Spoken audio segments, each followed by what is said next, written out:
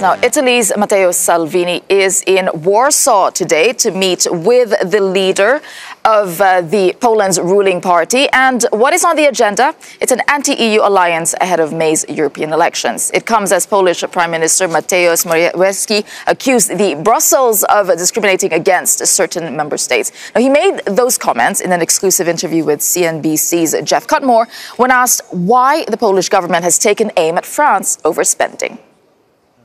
Different countries, different member states are treated quite differently in very similar situations. So this is probably a definition of discrimination, isn't it? While one country has a deficit or budget deficit of 2.4%, another country has a deficit exceeding 3%, which is the Maastricht Treaty criterion, and they are treated differently because of some, other aspects. This has to be really explained to the public, because I talk to my Italian friends and they are, very upset about this treatment, and people in Poland. And joining me to delve a little deeper into this potential alliance, we are joined by Georg Mayer, an Austrian MEP from the Freedom Party of Austria and treasurer of the Europe of Nations and Freedom Group here in the Parliament. And still with us is Irish independent MEP Marian Harkin and our political editor Darren McCaffrey. Now, the foreign minister of Poland there was raising the idea of discrimination. I mean, is this the reason why there's increasing anti-EU sentiment? Well, first of all, I don't like the term anti-EU alliance, because it is not.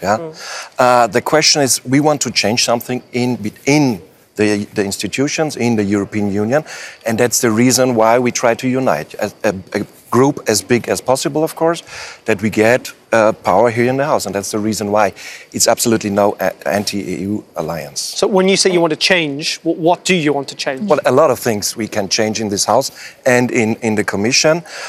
First of all, we don't want, Britain is leaving, and still they want more money from the member states. That's something that Austria said, no, stop it, because you can have some kind of go deeper into your administration and try to save money there.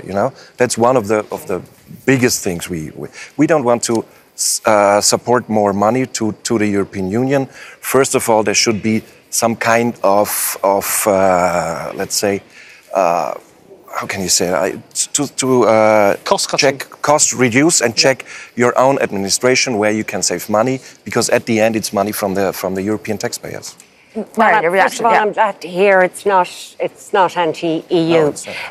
And you're perfectly entitled, like all of us are in this House, to look at what we think needs to be improved and changed. So you've just cited one item there, less money to the European Union, and that's a perfectly legitimate position. But the question I would ask is, how is the money spent?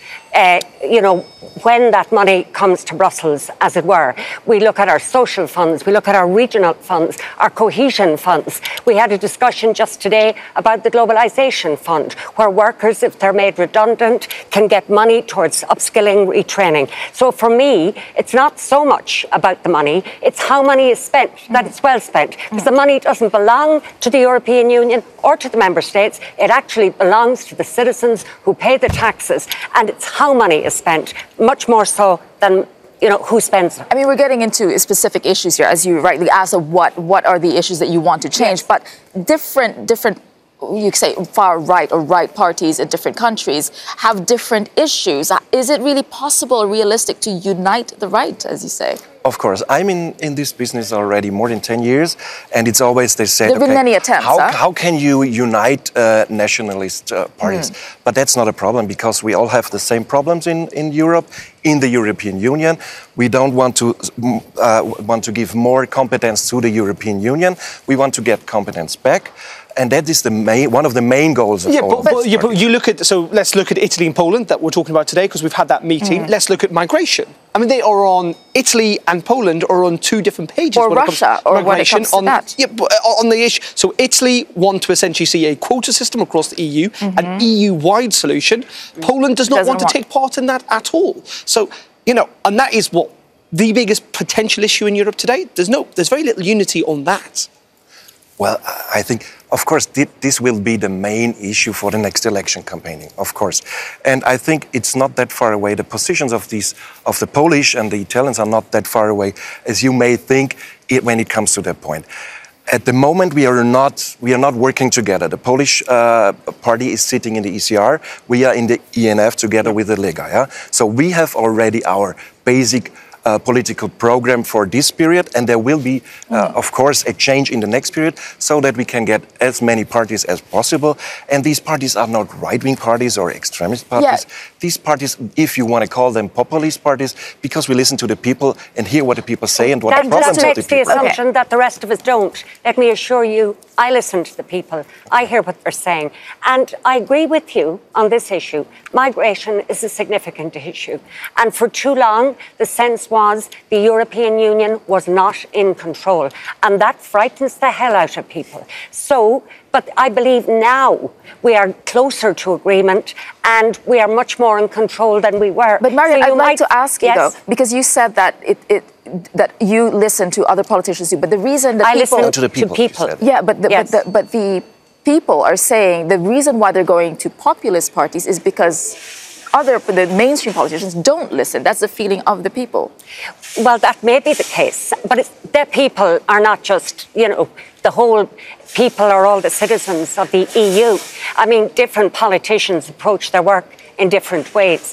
I'm just saying that I listen to what people are saying, and I think you must. And if they have concerns, you have to deal with them. You can't pretend they don't exist. And I think to some extent that has happened a little bit. And I would hope, and I'll finish with this, that in this election, that the real issues that concern people will come to the fore, and that Jörg and myself and everybody else will be asked up front, how do you intend to deal with it? How do you intend to fund it? And who will do it? And give straight answers. All right.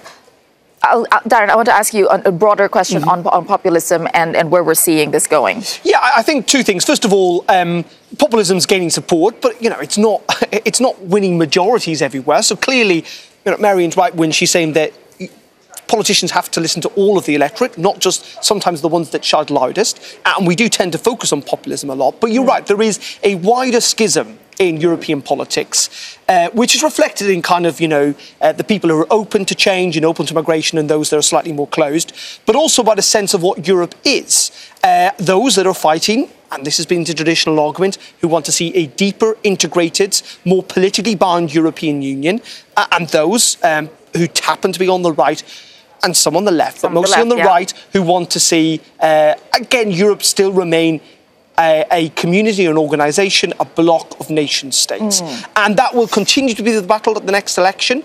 It should be noted just on this, finally, on this issue of migration, of course, that even though it continues to dominate politics, the number of migrants to Europe is down massively. It's down to levels that we haven't seen since 2013. But also thanks to the Italian government. Give you 5 seconds because you're running out of time. But who want a European quota system that Poland doesn't want?